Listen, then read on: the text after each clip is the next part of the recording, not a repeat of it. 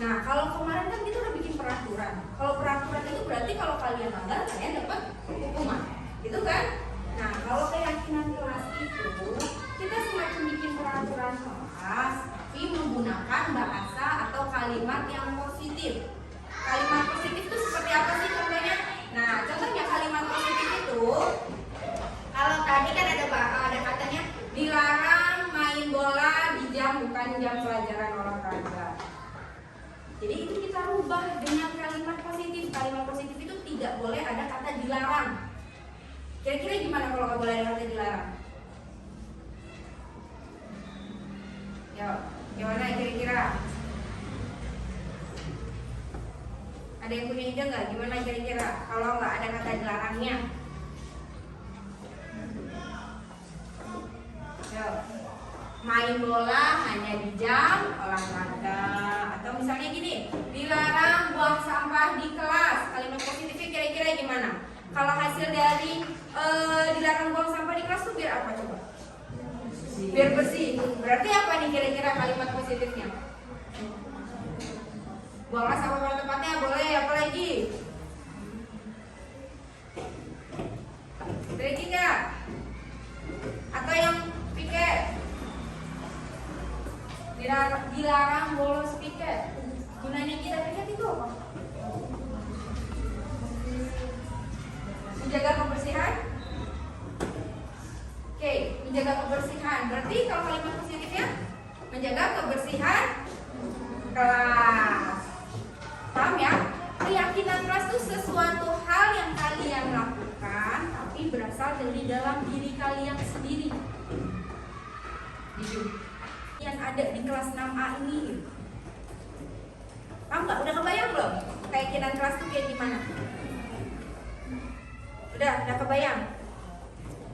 Misalnya kalian sesama guru, sesama teman tuh harus apa? Saling menghormati, saling menghargai. Nah itu pun bisa dibilang apa? Keyakinan kelas. Udah kebayang ya? Bisa ya kalian tulisin ya? Oke, bantuin itu. Bagian satu lembar satu.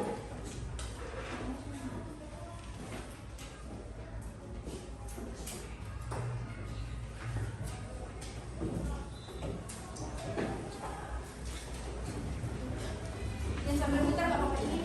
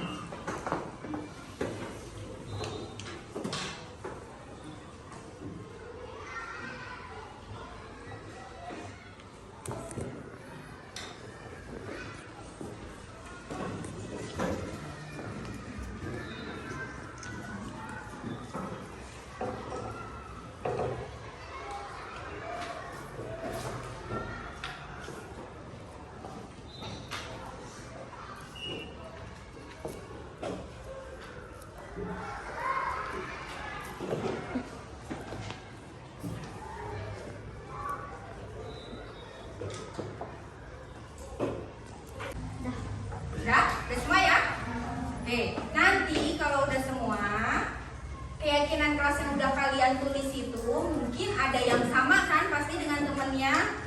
Bisa jadi pasti ada yang satu pemikiran. Nah nanti Bu Ella pilih yang sama itu berarti kita ambil salah satunya aja. Jadi nggak dua-duanya kita tulis. Nah nanti kalian tempelkan keyakinan keras yang sudah kalian tulis di post-it itu ke papan tulis. Kalian tempelin. Nanti kalau yang milihnya Ibu.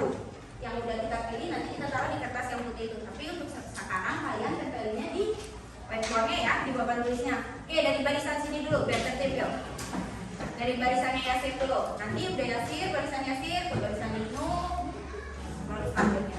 Ayo, biar tertib yuk. Udah tempelin aja, nanti Ibu yang bacain.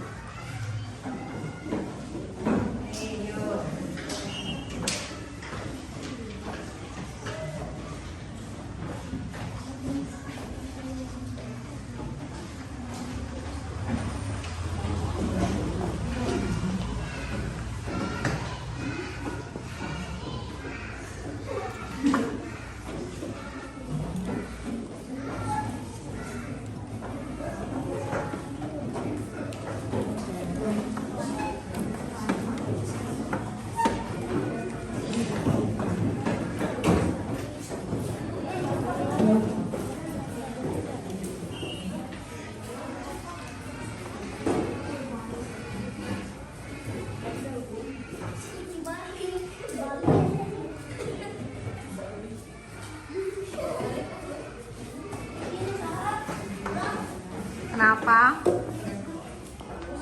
Ganti lagi aja tuh kertasnya, ambil lagi.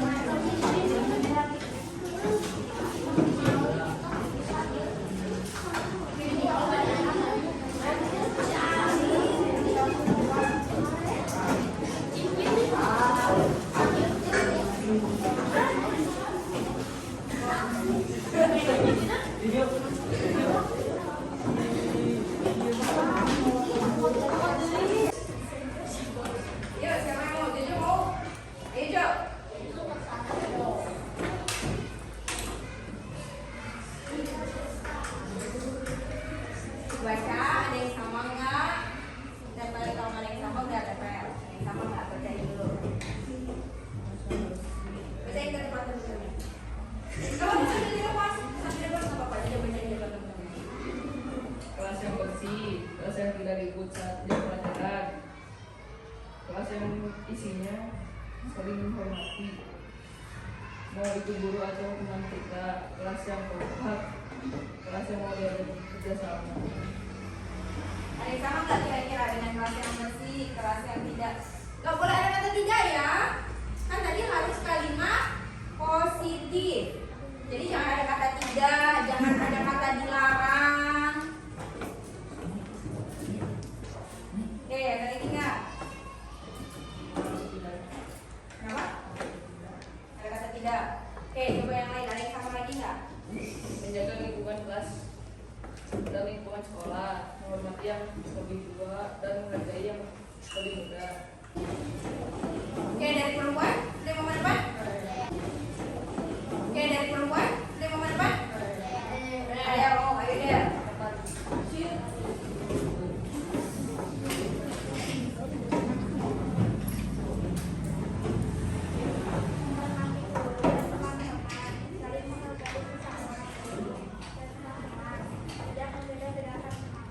Saling menghormati.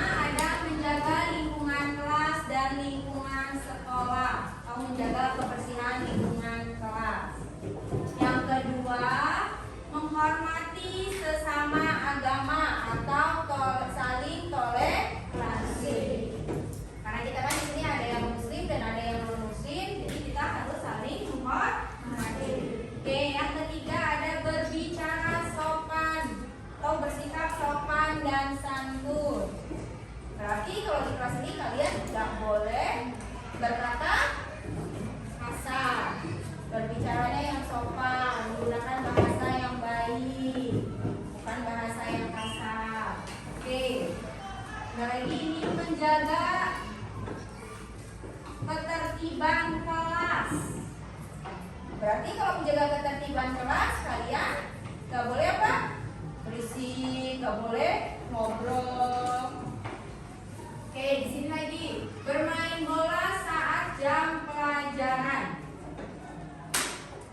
Berarti seperti yang udah kita sepakati ya, bermain bolanya hanya saat jam pelajaran olahraga.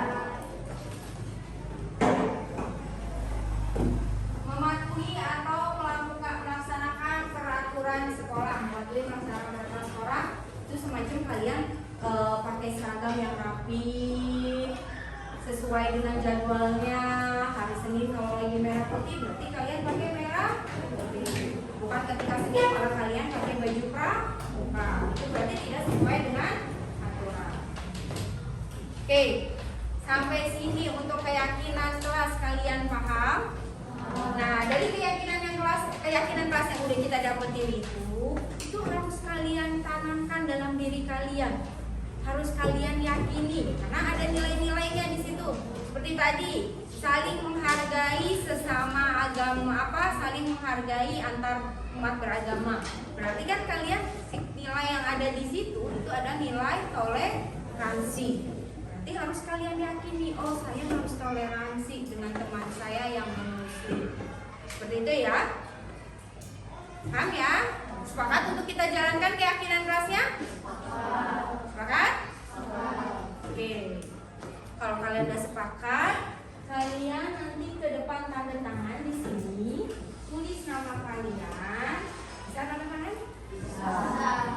Tulis nama kalian dan tulis tanda tangannya di atasnya, di atas nama kalian. Yuk, silakan. Dari barisan sana dulu, sekarang dari Delita dulu. Dari barisan Delita. Situ di Tiara, baru ke belakangnya. Yuk. Bawa pulpen saya.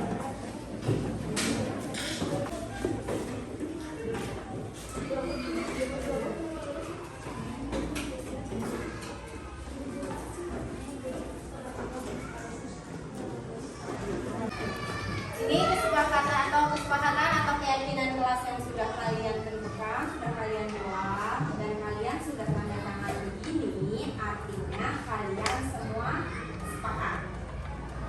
Ya, kalian sudah tanda tangan begini, berarti kalian semua sepakat dengan keyakinan kelas yang tadi sudah kita buat. Ibu harap dengan keyakinan kelas ini bisa kalian yakini untuk kalian jalankan sama kalian ada di kelas 6. Paham ya? Oke. Sampai sini ada yang mau ditanyakan tentang keyakinan kelas? Sudah ya? Sudah paham semua ya? Kalau misalkan Jojo hari ini nanti nggak piket, berarti Jojo melanggar keyakinan kelas yang apa? Menjaga kebersihan. Berarti kan Jojo nggak piket, berarti dia tidak menjaga kebersihan lingkungan kelas. Nah, makanya yang mempunyai keyakinan kelas itu harus kalian tanamkan dalam diri kalian dan harus kalian jalankan atau kalian lakukan. Oke ya, sepakat ya? Oke. Untuk keyakinan kelas kita cukupkan sampai di sini. Semoga dengan keyakinan kelas ini kelas 6A menjadi kelas baik anak-anaknya yang mempunyai karakter yang baik. Oke. Dicukupkan. Wassalamualaikum warahmatullahi wabarakatuh.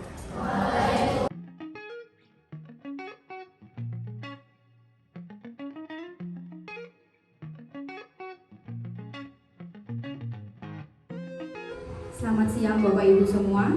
Siang. Pada capek ya. Siang menuju sore. Siang menuju sore. Oke. Mohon maaf jika saya mengganggu waktu Bapak Ibu semua. Di sini saya ingin melakukan pembahasan mengenai budaya positif yang sudah saya dapatkan dari program Guru Penggerak. Ya, terima kasih untuk Bapak Ibu yang sudah menyampaikan waktunya. Semoga Allah ganti dengan kesehatan yang luar biasa, semangat yang selalu terus semangat gitu ya, terus semangat untuk memajukan pendidikan kita, untuk untuk anak-anak didik kita. Ya, di sini budaya positif. Bapak Ibu, ada yang udah tahu belum budaya positif itu apa sih? Kebiasaan baik, apalagi?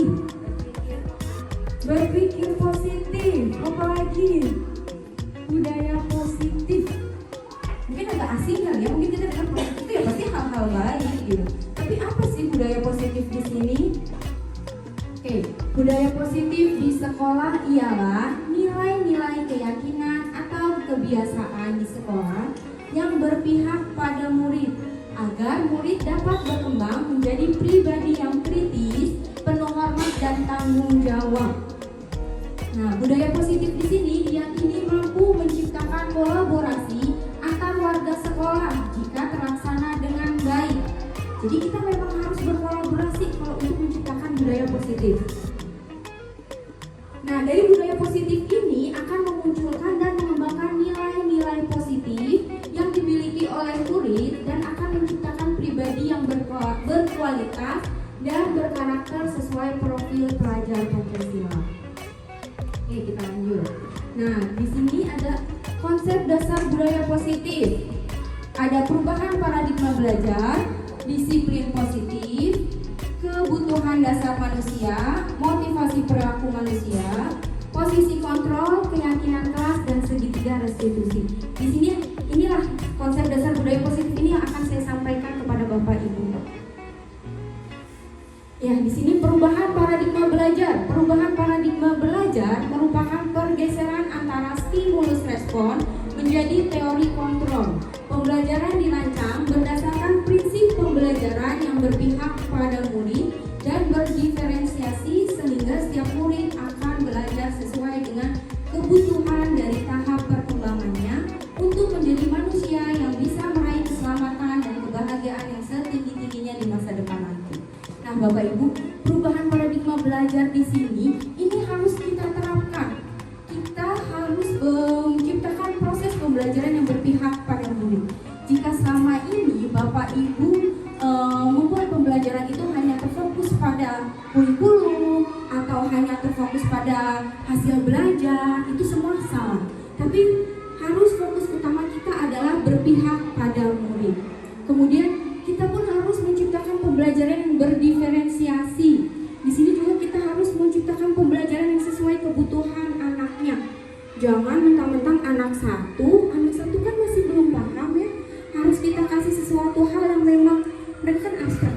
Proses perkembangan mereka tuh ada di tahapan abstrak. Jadi kita harus melihat anak ini bukan mentang-mentang anak kelas 1 kita kasih pembelajaran matematika yang susah. Padahal anak kelas 1 tuh kita kasih contoh yang benar-benar jelas gitu loh. Misalnya penghitungan, jangan tiba-tiba 1 tambah 1 ditulis, ya anak nggak akan paham. Belum tentu anak juga bisa mengenal angka 1. Tapi ketika kita mengasih contoh yang nyata, misalnya jeruknya ada 2 anak-anak, 1 jeruk ditambah 1 jeruk, hasilnya berapa? 2 jeruk. Nah, jadi dari contoh-contoh yang ada di kehidupan sehari-harinya seperti itu. Kita harus melihat tahap perkembangan anak didik kita tuh di mana, di level mana. Jadi kita tidak bisa menyiapkan pembelajaran, ya udah aja sampai sini. Oh ya udah aja seperti ini, tidak bisa seperti itu. Oke, disiplin positif. Disiplin positif berasal dari kata disiplina yang artinya belajar. Disiplin mengacu pada disiplin diri yang memiliki tanggung jawab terhadap apa yang dilakukannya berdasarkan nilai-nilai yang diyakini. Disiplin positif merupakan salah satu cara penerapan disiplin yang bertujuan untuk menumbuhkan kesadaran serta memberdayakan peserta didik tanpa imbalan penghargaan atau ancaman ataupun hukuman. Sebagai pendidik, tujuan kita adalah menciptakan peserta didik yang memiliki disiplin diri sehingga mereka berperilaku mengacu kepada nilai-nilai kebajikan universal yang memiliki motivasi intrinsik dalam perubahan perilaku ke arah yang lebih baik. Nah, di sini disiplin positif ini kita pun harus menumbuhkan kesadaran kepada peserta didik. Kita harus menerapkannya. Tapi kita menerapkannya kalau tadi sudah dibahas oleh Bu Heti tentang reward dan punishment. Sebenarnya ini memang menjadi ini kita ya gitu loh. Karena reward dan punishment ini dari dalam satu sisi kita perlu melakukannya gitu. Tapi dalam hal apa? Kita tidak bisa memberikan reward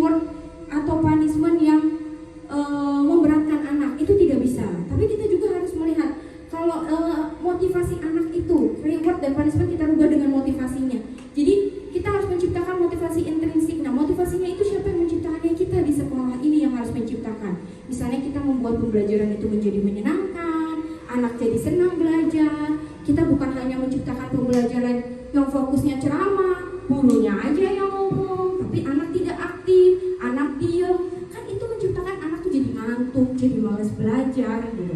Nah, di sini nih kita yang harus menciptakan motivasi tersebut gitu, mulai dari yang tadi menciptakan pembelajaran yang menyenangkan, atau kita ganti model-model pembelajaran. Jadi semua anak bisa merasakan dengan anak yang mempunyai gaya belajar berbeda, tapi bisa merasakan semua pembelajaran yang mereka sukai. Oke, kebutuhan dasar manusia. Ketika murid melakukan suatu tindakan indisipliner, bisa saja karena kebutuhan dasar mereka belum terpenuhi, sehingga mereka berusaha mencari cara agar bisa terpenuhi.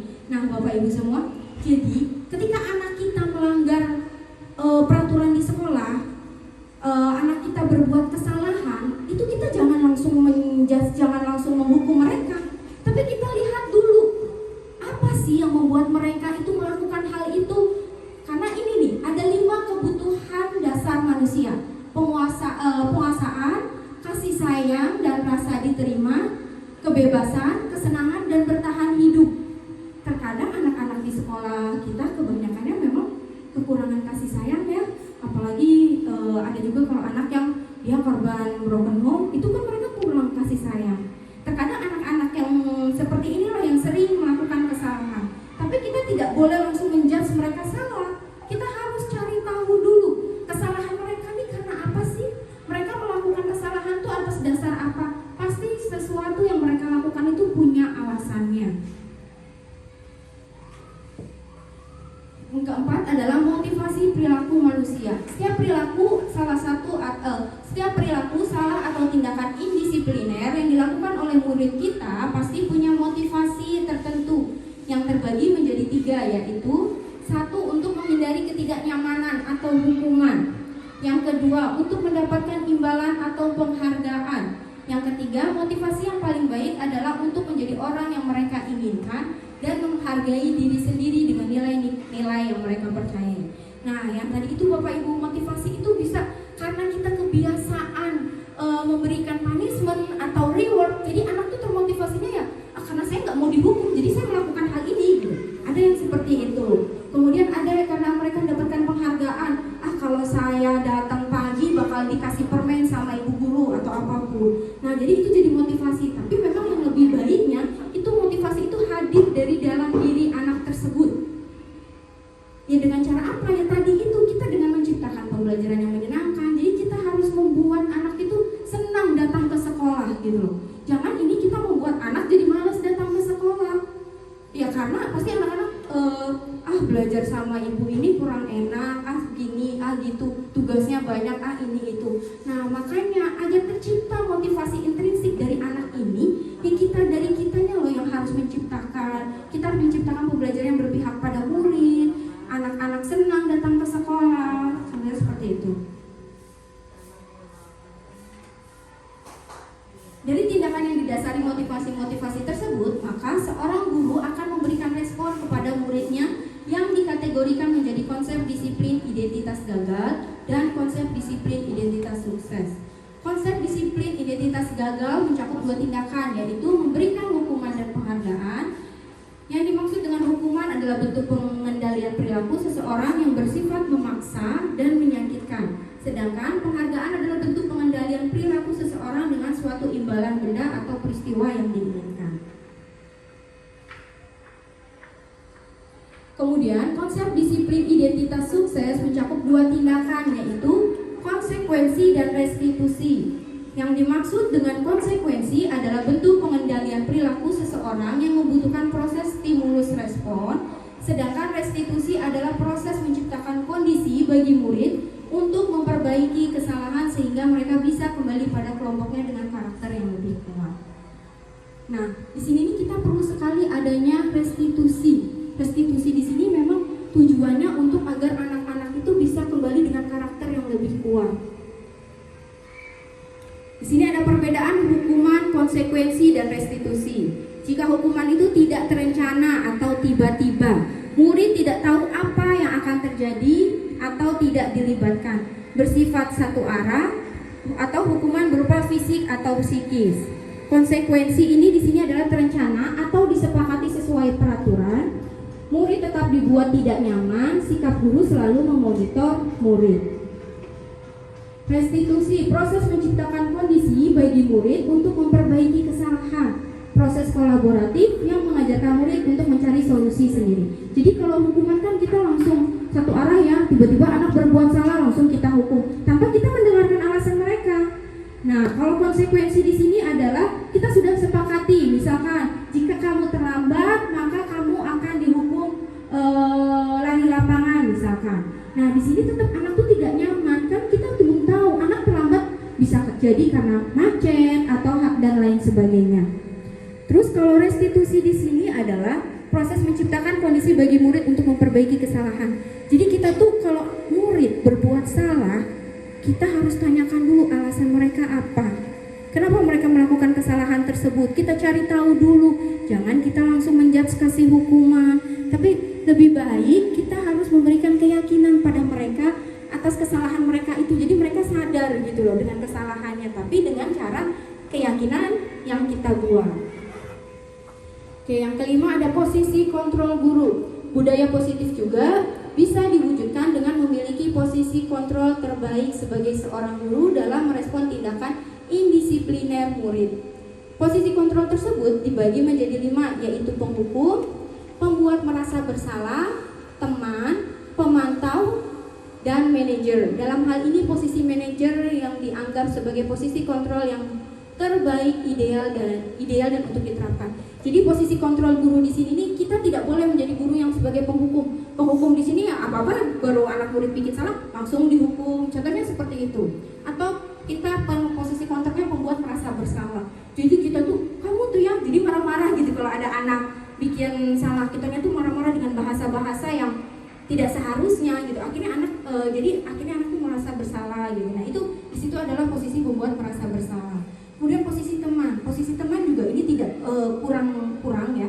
Artinya gini, ketika anak berbuat kesalahan, kita memposisikan diri sebagai teman ke anak tersebut. Ini anak pun tidak jerak gitu loh dengan apa yang sudah mereka lakukan itu gitu. Pemantau di sini adalah misalkan gini, anak tersebut bikin salah, kita tuh cuma ngeliatin aja, ya udah mau bikin salah mau enggak kita diem aja gitu. Kita tidak memberikan respon ke apapun kepada anak tersebut, kita hanya melihat gitu.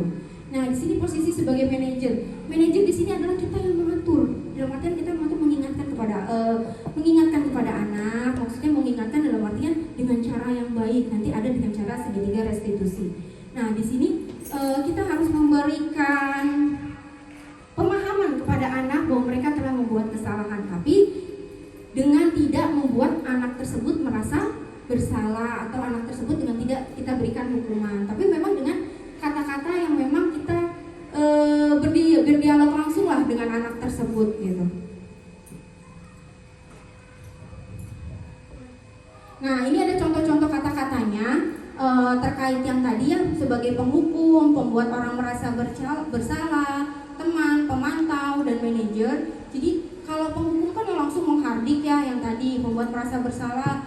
Jadi langsung kata-katanya ya hampir sama dengan penghukum. Cuma ada kayak maksudnya contoh katanya seperti ini. Kamu seharusnya tahu, ibu lelah sekali mengatakan ibu stres. Terkadang kita tanpa sadar kita mengatakan itu loh kepada anak-anak yang suka telat atau gimana. Kamu tuh ya bikin ibu capek tiap hari nungguin kamu tuh telat bla bla bla. Jadi kita seperti itu tanpa kita sadari gitu. Nah, teman. Jadi kita kadang ada kata-kata gini, ayolah lakukan demi ibu, masa kamu gak kasihan sih sama ibu gitu. Nah, itu contoh-contoh kita memposisikan diri sebagai teman. Kemudian ada sebagai pemantau, yang tadi ya hanya melihat, jadi cuma guru apa peraturannya gitu, cuma hanya bertanya seperti itu. Jadi kita tanpa memberikan feedback balik gitu. Kemudian sebagai manajer, kita bisa menanyakan dengan apa yang kita yakini, apa yang bisa kamu kerjakan untuk memperbaiki masalah ini. Itulah salah satu contoh kalau kita memposisikan diri sebagai manajer. Nah, di sini ada segitiga restitusi. Pada posisi manajer, guru tidak berperan sebagai pengatur perilaku muridnya, melainkan guru sebagai pembimbing murid agar bisa mengatur dirinya menjadi pribadi dengan karakter yang lebih kuat lagi. Disinilah konsep disiplin identitas sukses diterapkan melalui segitiga restitusi. Jadi segitiga restitusi ini ada tahapannya. Kita dengan bisa menstabilkan identitas, menanyakan keyakinan, baru validasi tindakan yang salah.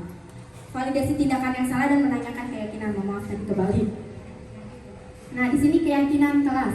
Keyakinan kelas ini diperlukan suatu nilai yang membantu mereka menjadi murid yang berbudaya positif. Dalam hal ini adalah keyakinan kelas, yaitu nilai-nilai kebajikan universal yang disepakati oleh guru dan murid secara tersirat dan tersurat dalam kelas sebagai acuan dalam berperilaku terhadap diri sendiri dan orang lain dalam lingkungan tersebut.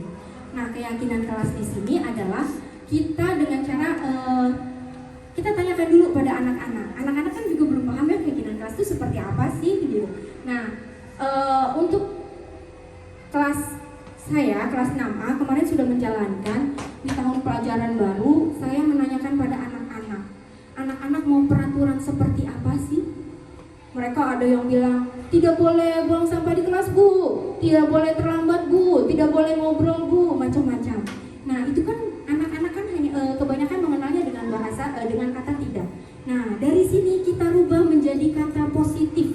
Artinya kata positif ini kita rubah, misalkan tadi tidak boleh dilarang datang terlambat. Kita diganti dengan kata hadir di kelas tepat waktu. Jadi kita harus menggunakan kalimat-kalimat positif. Terus misalkan lagi dilarang membuang sampah di kelas, kita ganti dengan menjaga kebersihan lingkungan kelas. Kita gantinya itu dengan kata-kata positif. Kenapa? Agar anak tuh tertanam pada anak. Bukan kita gunakan kata-kata yang negatif, dilarang, gitu kan, itu kata-kata negatif ya. Nah, jadi harus kita rubah menjadi kata-kata positif. Pembentukan keyakinan kelas. Keyakinan kelas bersifat lebih abstrak daripada peraturan yang lebih rinci dan konkret. Keyakinan kelas berupa pernyataan-pernyataan universal. Pernyataan keyakinan kelas senantiasa dibuat dalam bentuk positif. Keyakinan kelas hendaknya tidak terlalu banyak sehingga mudah diingat dan dipahami oleh semua warga kelas. Keyakinan kelas sebaiknya sesuatu yang dapat diterapkan di lingkungan tersebut. Semua warga kelas hendaknya ikut berkontribusi dalam pembuatan keyakinan kelas lewat kegiatan curah pendapat. Kemudian bersedia meninjau kembali keyakinan kelas dari waktu ke waktu. Nah, di sini adalah keyakinan kelas 6A yang sudah saya buat. Penerapan keyakinan nilai, keyakinan kebersihan. Contohnya ini misalnya dengan menjaga kebersihan lingkungan kelas. Kedisiplinan di sini contohnya dengan hadir tepat waktu. Terus ada nilai tanggung jawab. Nilai tanggung jawab di sini contohnya dengan mengerjakan tugas, mengerjakan piket dan lainnya. Atau sopan santun, contohnya di sini dengan saling menghormati antar teman atau guru, tidak mengejek teman dan lain sebagainya. Kerapihan, dan kerapihan di sini adalah misalkan dengan berpakaian sesuai jadwal atau memasukkan baju, gitu kan, bajunya tidak dikeluarkan. Contohnya seperti itu. Nah, keyakinan kelas ini pun yang sudah saya lakukan di kelas 6A, selain saya menerapkan bersama anak-anak, selain saya melakukan yang bertanya dan maksudnya menyepakatinya dengan anak-anak kelas, saya pun mensosialisasikannya kepada orang tua murid. Ini saya sosialisasikan kepada orang tua murid agar orang tua murid mengetahui keyakinan kelas kita gitu. Oke, sekian pemaparan materi terkait budaya positif dari saya. Dipersilakan bagi Bapak Ibu yang ingin bertanya atau saling sharing terkait yang ada di kelasnya ataupun boleh menambahkan, maka dipersilakan.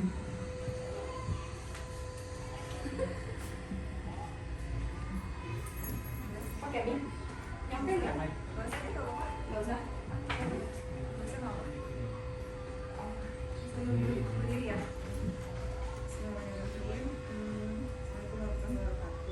Waalaikumsalam. Dari yang tadi saya simak, intinya mungkin di belakang ini mengenai keyakinan kelas ya. Kalau ini kebetulan saya udah buat di kelas dan kemarin baru jadi, baru dipasang. Terus ini berkaitan dengan PM juga di topik 7. Saya mengambil aksi nyata. Ini memilih dengan siswa. Jadi membuat karya teks dinding di kelas. Jadi nanti umpan baliknya bersama siswa. Saya bikin ini dan jadwal dan lain-lain. Salah satunya isi dari mungkin judulnya bukan keyakinan kelas ya, karena belum tahu karena Kalau belum dari PGP. Jadi judulnya itu tata tertib kelas 5A. Ada 7 poin, salah satunya jajan menggunakan wadah.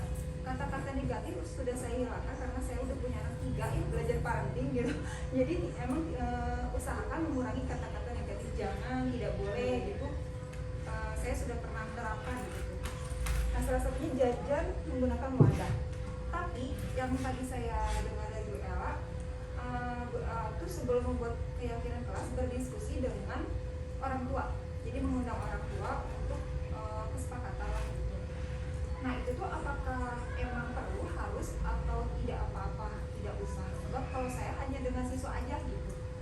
Terima kasih. Terima kasih Bu Rista. Jadi kalau menurut saya ya, benar sekali yang Bu Rista katakan tadi. Kalau keyakinan kelas itu memang kita harus menggunakan kata-kata positif.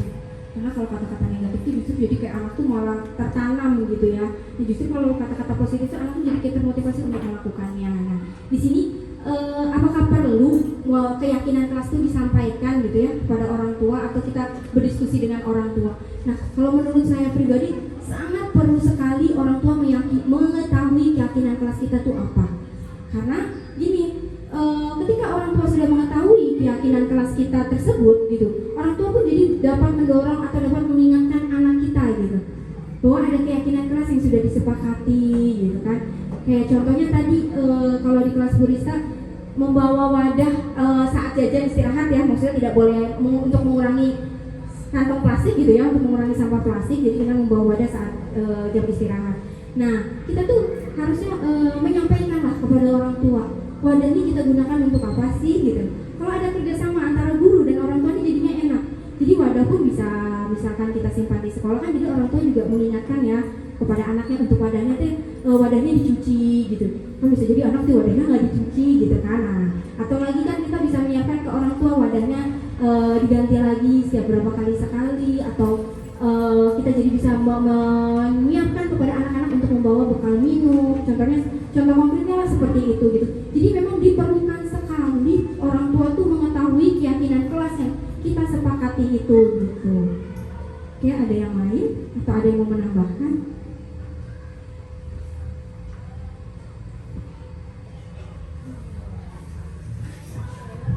Oke, bisa sih mau bertanya.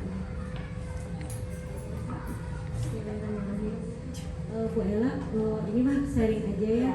Gimana misalnya gini, kalau guru tuh sudah berusaha misalnya tidak mengucapkan, kan tidak ada kata bodoh ya gitu ya, karena anak mungkin kurang rajin belajar dan belum bisa gitu. Tapi kenapa di saat memanggil orang tua justru orang tuanya sendiri yang bilang seperti itu? Ya Bu, anak saya bodoh, udah Bu nggak usah dinaikkan aja. Jadi kalau wali kelas sudah berusaha gitu untuk memberi semangat, sedangkan ibunya yang mematahkan semangat gitu. Jadi menurut Bu Ella bagaimana gitu dengan sikap orang tua yang seperti itu? Terima kasih. Ya, kalau untuk dari orang tua seperti itu ya, bagaimana sih jika guru itu sudah menggunakan kata-kata positif lah istilahnya, walaupun anak itu mungkin kurang gitu ya di kelas, tapi kan kita pasti nggak mungkin mengatakan kepada anak bodoh, itu bisa dikatakan bullying. Tapi kan kita bisa di kelas dengan mengatakan kamu cerdas sekali, kamu hebat, kamu hebat dan lain sebagainya gitu. Tapi orang tua murid itu sendiri yang berkata bodoh gitu kan. Nah di sini nih sebenarnya kita sebagai guru, jadi memang tugas kita tuh besar loh gitu. Kita bukan hanya berfokus, maksudnya emang fokus pendidikan kita ke anak-anak, tapi kita juga harus melihat orang tuanya, atau kita bisa kasih pemahaman kepada orang tua tersebut bahwa kita tidak boleh loh mengatakan kepada anak kita sendiri dengan kata bodoh gitu. Bapak Ibu, kita kasih pemahaman pastinya lah gitu loh ke orang tua gitu kan. Karena kalau orang tua sendiri berkata bodoh, artinya orang tua sendiri mendoakan anaknya untuk bodoh dong gitu. Nah jadi bisa kita rubah gitu loh, maksudnya dengan kita kasih pemahaman hal konkret, hal kecil lah gitu ininya pada orang tua tuh gitu. Jadi memang harus lebih sering sekali guru di sekolah itu berkomunikasi dengan orang tua. Untuk kemajuan pendidikan anak-anak itu memang harus sering sekali guru berkomunikasi dengan orang tua. Nah, karena untuk apa ya? Contohnya untuk seperti itu gitu loh. Kita mah sudah mendukung anak tersebut gitu kan, tapi ternyata dipatahkan sendiri oleh orang tuanya gitu.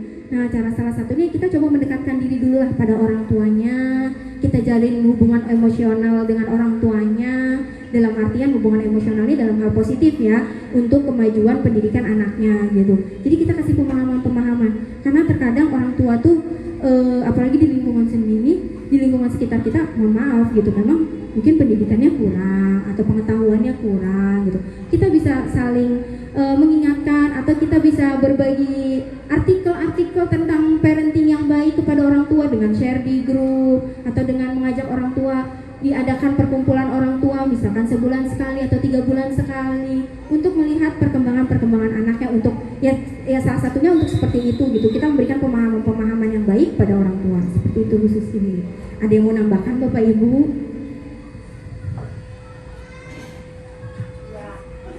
Oke, Bu Reni, mangga.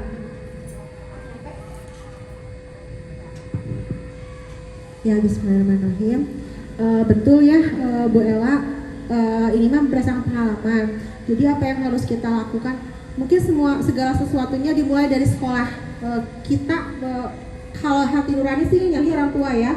Kok orang tua ke anaknya seperti itu gitu kan? Tapi pada kenyataannya kita tidak bisa menyalahkan orang tua, karena pada dasarnya mereka secara tidak langsung, kita perlu lihat pendidikan juga itu satu. Kemudian secara tidak langsung mereka telah menyerahkan anak mereka untuk dididik. Jadi secara awamnya segala sesuatunya mereka serahkan pada guru. Oke, setuju Bu Ella untuk yang tadi disampaikan juga, kalau kita harus sosialisasi ke orang tua. Karena kalau kita hanya satu arah, kita dan anak, tidak akan ada kontrol dari orang tua itu sendiri. Mungkin salah satunya kita belum melaksanakan, nanti harusnya ada sosialisasi secara umum dengan orang tua dari kelas 1 sampai kelas 6. Di antaranya mungkin nanti bisa dikasih masukan untuk nanti program sekolah yang dilaksanakan seperti itu. Ya, Bu Bapak guru hebat ya. Saya banyak belajar dari Pahan. Kita banyak contekan untuk guru penggerak ini dari Bu Ella dan Bu Hetty yang dua-duanya itu luar biasa. Segala sesuatunya nggak masuk di akal awalnya Bu Ella, tapi setelah kita mendengar sudah pukul 14.44, tapi saya rasa kerasa gitu, saya tidak kerasa, ilmunya luar biasa. Terima kasih Bu Ella, Bu Hetty. Iya. Terima kasih. Iya, memang perlu sekali keyakinan kelas itu maksudnya tidak hanya disampaikan di sekolah, di kelas ya. Artinya untuk peraturan-peraturan di sekolah pun kedepannya kita bisa membuat keyakinan sekolah. Dan itu perlukan sekali, dan semoga kedepannya kita bisa membuat keyakinan sekolah. Mari kita bersama-sama ya Bapak Ibu. Jadi kita mulai dulu dari kelasnya masing-masing, baru kita nanti buat untuk keyakinan sekolah kita. Oke, ada yang mau menambahkan lagi atau sudah cukup? Udah lelah ya? Oke, sudah cukup ya? Oke, terima kasih Bapak Ibu atas waktunya. Sekian presentasi dari saya. Mari kita bersama-sama mewujudkan pendidikan Indonesia yang lebih baik lagi, menanamkan budaya-budaya positif di sekolah kita. Kurang dan lebihnya saya mohon maaf. Terima kasih atas waktunya. Billahi taufiq wal hidayah. Wassalamualaikum warahmatullahi wabarakatuh.